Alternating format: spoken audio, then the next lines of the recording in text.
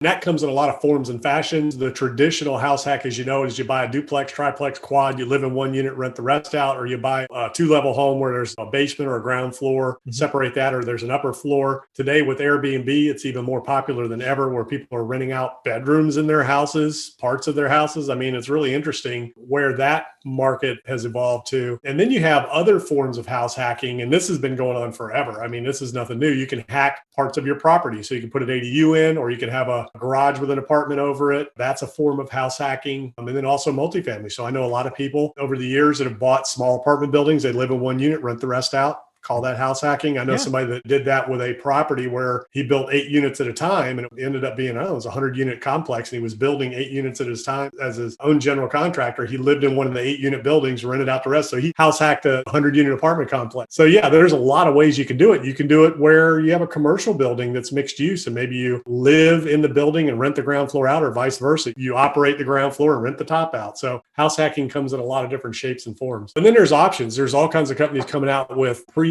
ADUs, and those come in a lot of packages where they're just completely built and you ship the whole unit and drop it on your site like a shed, depending on the size that you need. There's some that are foldable. There's a company out there called Boxable, and there's a couple other different companies that literally they come flat and the things unfold into a complete turnkey house. It's really interesting, the technology and accessory dwelling units and just accessory buildings altogether to add to your property, and the building technology, which the future of building technology going to more systems built homes, just because of the lack of labor out there. Nobody wants to get into the trades anymore. We don't have people entering the trades. We have people exiting. So we've got serious attrition in the trades, and we've got to find ways to make building more efficient and more automated and scalable with less manual labor.